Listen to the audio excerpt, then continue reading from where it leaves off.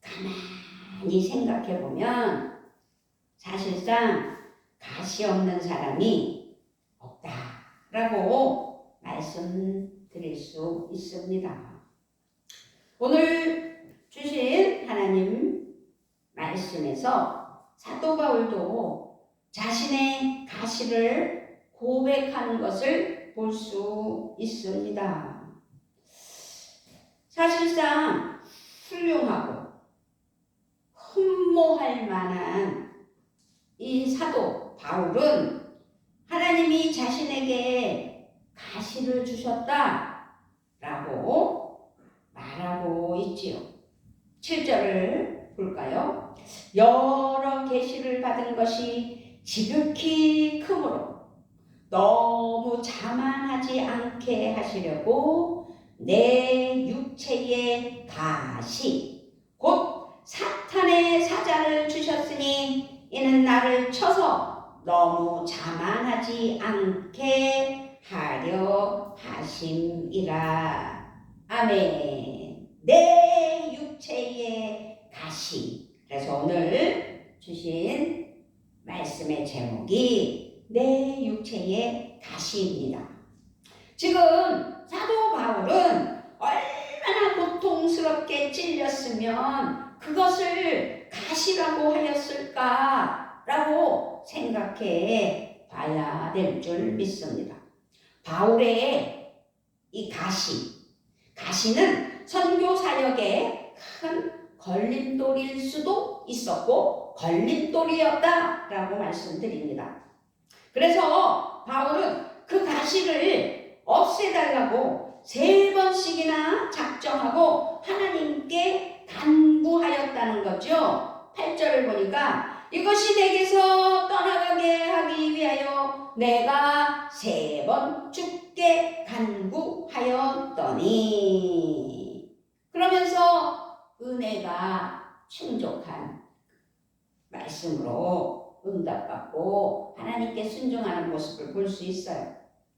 그렇게 능력의 사도 바울의 간절한 기도에도 불구하고 그의 육체의 가시는 전혀 사라지지 않았다라는 말씀입니다. 우리들 가운데 가시가 없는 분이 있나? 생각해 볼까요? 바울은 그리스도인인 우리가 가시를 보는 눈이 달라야 한다라는 것으로 교훈하며 귀한 말씀으로 우리에게 은혜를 끼칠 때 은혜가 넘치는 귀한 은혜가 있으면 좋겠습니다. 믿음은 우리가 세상을 보는 눈, 인생을 보는 눈, 미래를 보는 눈은 물론 삶의 고통과 아픔과 절망을 보는 눈도 바뀐다는 사실을 오늘 알게 하시며, 내 육체에 가시가 있다면 하나님 앞에 바울처럼 하나님 앞에 내 은혜가 내게 족하다고 고백하며 승리하는 그런 은혜가 있기를 주님의 이름으로 부탁을 드리며 축복합니다. 아멘. 가시는 우리를 교만에서 건져주는 라는 사실입니다. 그래요. 7절 다시 보면 하나님께서 내 몸에 가시를 주셨습니다. 그것으로 나를 치셔서 나로 하여금 교만해지지 못하게 하시려는 것이었습니다. 라고 바울은 고백하는 것이지요. 우리가 신앙생활하면서 가장 위험한 것은 교만이라는 사실입니다. 어쩌지 하다 보면 교만해집니다. 교만이 고개를 들면 하나님은 당연히 멀어지게 되는 것입니다. 아니라고 말하고 싶겠지만 교만은 그런 것입니다. 우리 안에 하나님이 계실 자리가 없어지게 되기 때문입니다. 하나님은 경고하셨습니다. 교만은 패망의 선봉이요 거만한 마음은 넘어짐의 악자이니라 라고 잠언 16장 18절 말씀에서 말씀하고 있습니다.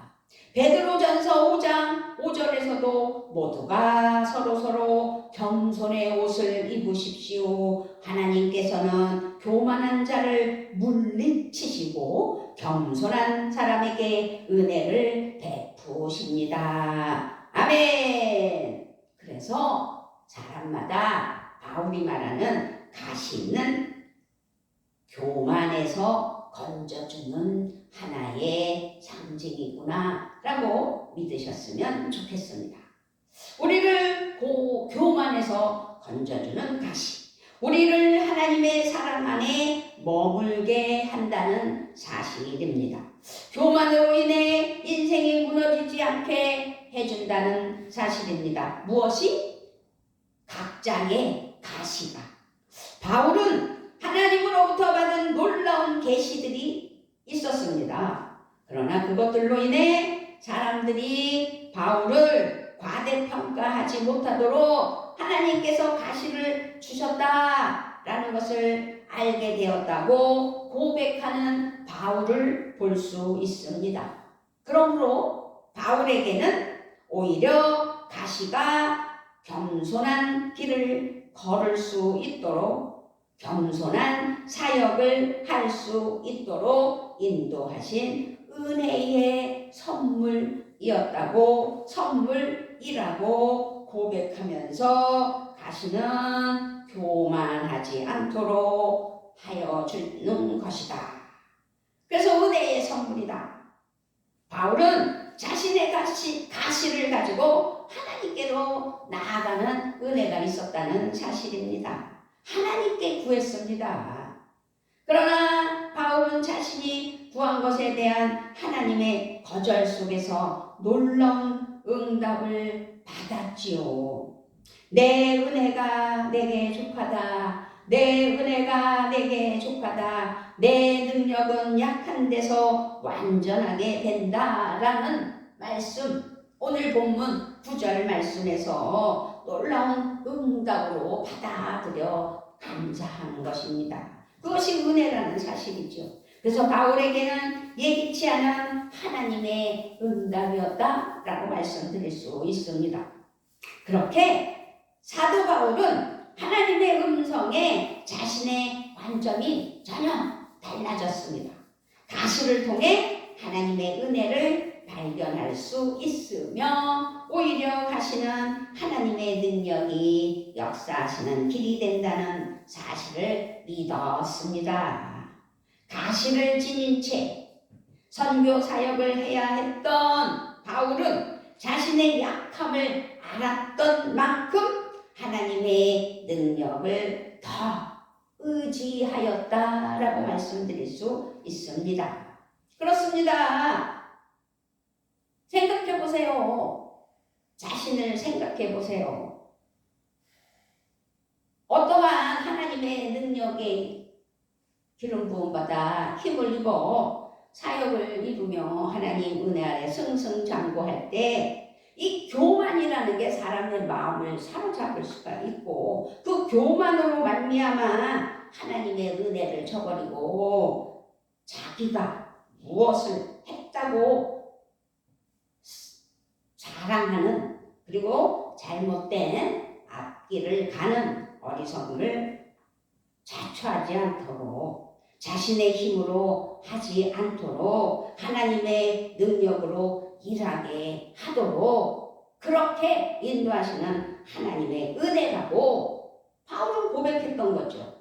무엇을 통해서? 가시를 주신 것으로 말미암아 연약한 자신을 통해 강하고 완전하게 하시는 하나님을 경험하는 바울을 보면서 우리도 하나님 앞에 하나님의 복을 누리는 은혜는 너무도 좋고 주신 사명을 감당하는 능력은 너무도 감사하지만 교만이라는 악한 것이 침투하여 하나님을 저버리는 일이 일어나지 않도록 막으시려고 가시를 주신다는 것이지요.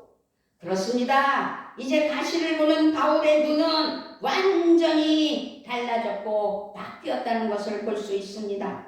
바울은 고백합니다. 9절 10절입니다. 9절, 10절. 나에게 이르시기를 내 은혜가 내게 족하다. 이는 내 능력이 약한 데서 온전하여짐이라 하신지라. 그러므로 도리어 크게 기뻐함으로 나의 여러 약한 것들에 대하여 자랑하리니 이는 그리스도의 능력이 내게 머물게 하려 함이라. 그러므로 내가 그리스도를 위하여 약한 것들과 능력과 궁핍과 박해와 곤고를 기뻐하노니 이는 내가 약한 그때의 강함이니라. 아멘. 아멘. 표준 새 번역 쉬운 성경 말씀으로 다시 바라보면, 그러므로 그리스도의 능력이 내게 머무르게 하기 위하여 나는 더욱더 기쁜 마음으로 내 약점을 자랑하려고 합니다. 바울의 이 놀라운 고백, 바울이 고백했어요. 9절에서. 그러면서 10절에서는 나는 그리스도를 위하여 병약한 몸과 모욕과 궁핍과 박해와 곤란을 겪는 것을 기뻐합니다. 내가 약할 그때에 오히려 내가 강하기 때문입니다. 아멘. 그러므로 가시는 우리의 약함이 하나님의 강함이 되는 은혜의 길이라는 사실이죠. 자신의 약함이 오히려 강함이 되고 자신의 가시가 오히려 자랑이 되는 삶, 이것이 우리가 걷는 믿음의 삶입니다. 우리 하나님 앞에 찬양을 올려드립시다. 고백 찬양.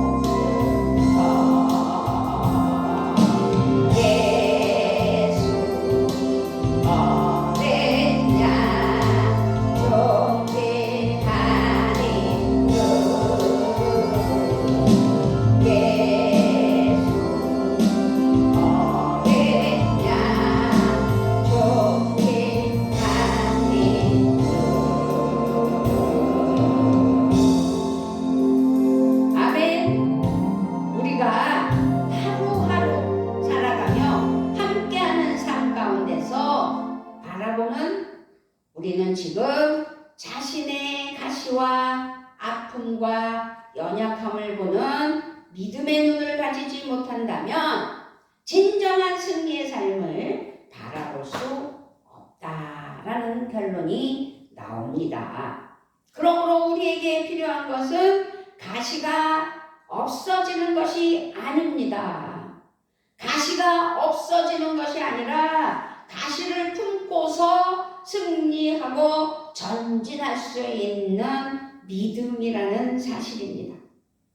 우리가 밝은 미래를 꿈꾼다면 가시가 문제가 아니라는 사실입니다.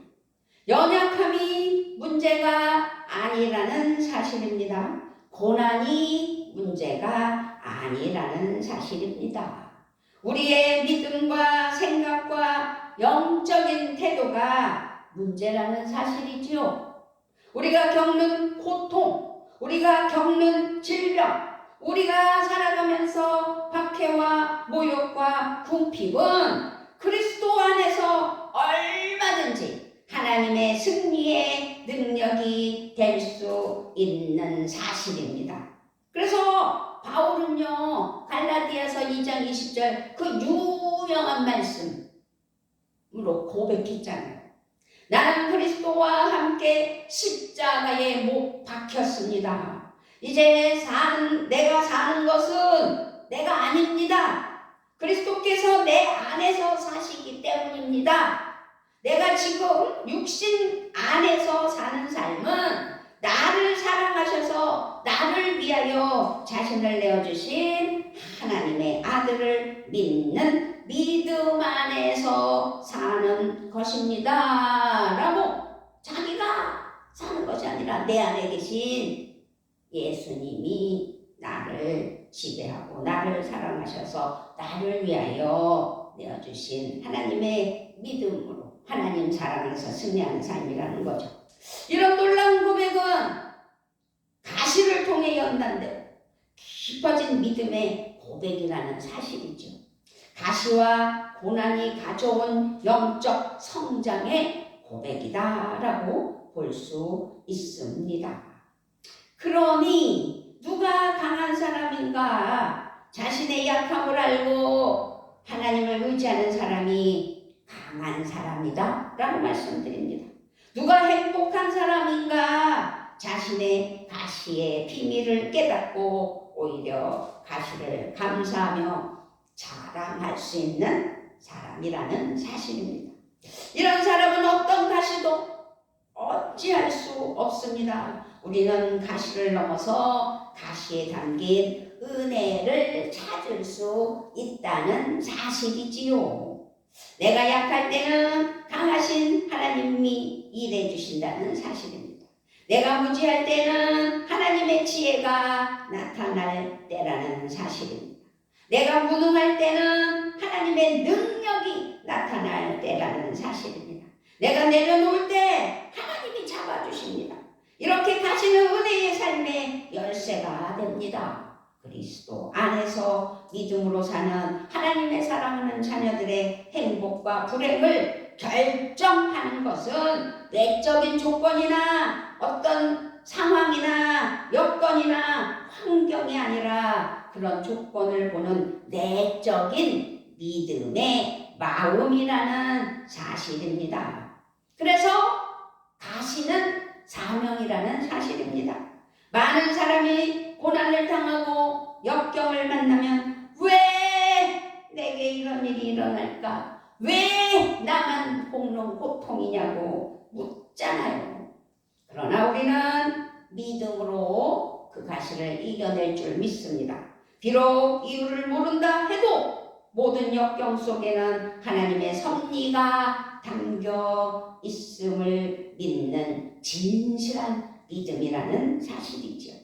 그래서 우리는 하나님을 사랑하는 사람들, 곧 하나님의 뜻대로 부르심을 받은 사람들에게는 모든 일이 서로 협력하여서 선을 이룬다라는 것을 로마서 8장 28절에서도 알 수 있습니다. 사도 바울은 말했어요. 하나님은 온갖 환난 가운데서 우리를 위로하여 주시는 분이시다. 따라서 우리가 하나님께 받은 그 위로로 우리도 온갖 환난을 당하는 사람들을 위로할 수 있다라는 것이죠. 고린도후서 1장 4절 말씀에서 말씀하고 있습니다. 환난 가운데 가시를 통해 은혜를 경험한 하나님의 사랑하는 자녀들은 그 은혜로 다른 사람들을 섬길 수 있다라는 말씀입니다. 우리 하나님께는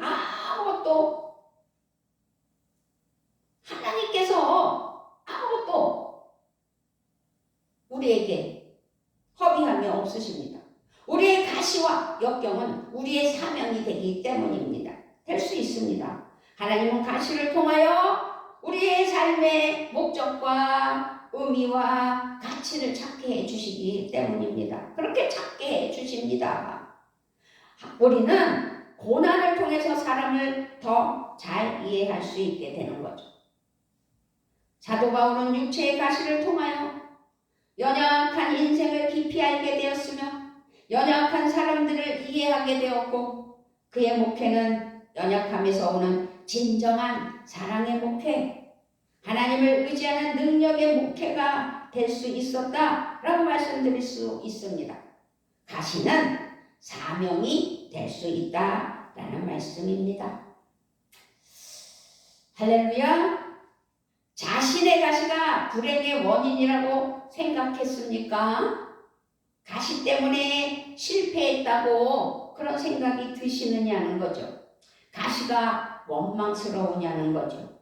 가시 속에 숨어있는 하나님의 은혜를 깨달아야 될 줄 믿습니다.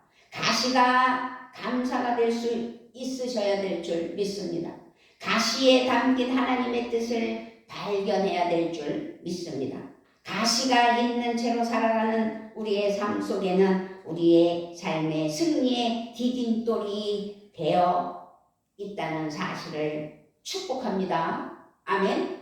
믿음은 바라보는 것의 실상이고 하나님 은혜 아래서 살아가는 믿음이라는 거죠. 그래서 가시가 디딤돌이 돼야 돼요. 가시가 있다는 그것이 내가 살아있다는 증거예요. 하나님의 사랑을 받고 있다는 증거, 그것이 우리가 살아가는 믿음의 방편이라는 거죠. 성경 말씀에 나오는 훌륭한 믿음의 선조들도 모두 가시를 하나님의 은혜로 보았다라고 말씀드릴 수가 있습니다. 가시 속에 담긴 섭리를 통해 하나님의 뜻을 이루는 기회로 삼았기 때문입니다. 우리 주 예수님도 우리 예수님 약할 때 강함 되시는 우리 찬양 했잖아요. 우리 주 예수님도 할 수만 있으면 피하기를 원하셨던 거죠. 그 십자가의 죽음의 가시를 통해 인류 구속의 역사를 이루셨으며 부활의 기쁨과 소망을 가져오셨잖아요. 얼마나 멋진 우리 성부, 성자, 성령 하나님, 특히 우리 예수님이신 줄 믿습니다. 아멘. 나의 가시는 무엇인가? 내 가시 때문에 내가 지금 주저앉아 있는가?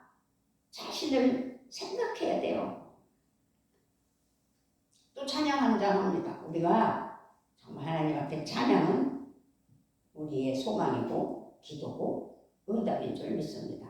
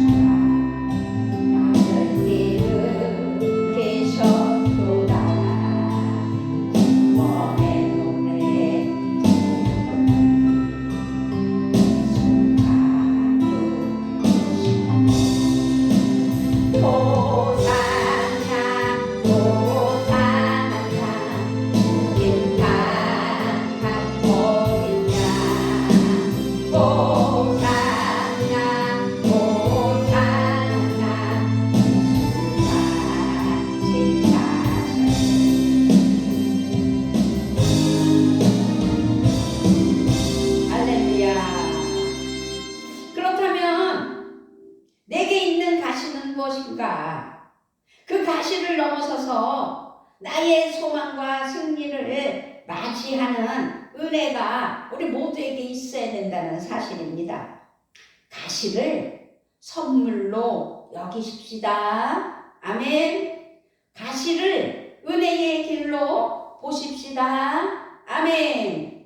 가시가 있는 곳에 하나님의 사랑과 섭리가 있다는 사실을 믿으셔야 됩니다. 아멘. 가시가 있는 곳에 그래서 소망이 있습니다. 가시가 있는 곳에 새 역사의 창조가 있습니다. 아멘. 내 은혜가 내게 족하도다. 이는 내 능력이 약한 데서 온전하여 짐이니라 라고 고백한 바울처럼 우리도 이 고백으로 말미암아 하나님 기뻐하시는 은혜에 사랑하는 자녀들이 되시기를 바랍니다. 이 놀라운 주님의 음성을 듣고 영광의 은혜의 기쁨의 삶이 되어 하나님 기뻐하시는 자녀로 감사의 복을 누리며 은혜와 천국을 향한 삶이 되셔야 되겠죠. 내 은혜가 내게 족하다. 그러니까 여기서 내는 하나님이 주님이 그리고 은혜가 너에게 족하다. 그 가시로 말미암아 너의 은혜가 족하다. 이는 하나님의 능력이 약한 데서 온전하여 짐이니라 라고 하나님께서 말씀해 주셨을 때 놀라운 그 음성으로 말미암아 그렇게 살겠다고 고백한 바울을 우리는 내 은혜가 내게 족하다. 이는 내 능력이 약한 데서 온전하여 짐이라. 아멘. 우리 다시 한번 오늘 본문 말씀에서 9절이에요. 9절. 자, 9절 크게 읽어보고 말씀을 마치도록 하겠습니다. 오늘 성경 말씀 9절입니다. 자, 시작. 나에게 이르시기를 내 은혜가 내게 족하도다. 이는 내 능력이 약한 데서 온전하여 짐이라 하신지라. 그러므로 도리어 크게 기뻐함으로 나의 여러 약한 것들에 대하여 자랑하리니 이는 그리스도의 능력이 내게 머물게 하려 함이라. 아멘. 그러면서 10절에서 그러므로 내가 그리스도를 위하여 약한 것들과 능력과 궁핍과 박해와 곤고를 기뻐하노니 이는 내가 약한 그때에 강함이라. 약한 나로 강하게 하나님 앞에 능력으로 쓰임받는 그래서 하나님의 음성을 들어 하나님께 영광을 올려드리는 은혜의 기쁨의 삶이 되어야 될 줄 믿습니다. 하나님 기뻐하시는 자녀, 하나님 기뻐하시는 은혜, 그래서 감사의 복을 누리며 은혜와 우리가 천국을 향한 은혜의 삶이 되시기를 주님의 이름으로 축복하며 축원합니다. 아멘. 아버지 하나님 감사합니다. 아버지 우리가 자녀로 살면서 특별히 가정이다 내게 주신 그 은혜를 기억하며 불만 불평하는 것이 아니라 가시로 말미암아 더 은혜가 넘치는 그래서 하나님께 감사하며 나아가는 하나님의 사랑하는 자녀 되어서 그 가정의 그 믿음에 하나님의 더 은혜가 넘치는 은혜만 있게 하여 주실 것을 믿고 감사를 드리며 우리 주 예수 그리스도의 이름으로 기도드리옵나이다. 아멘.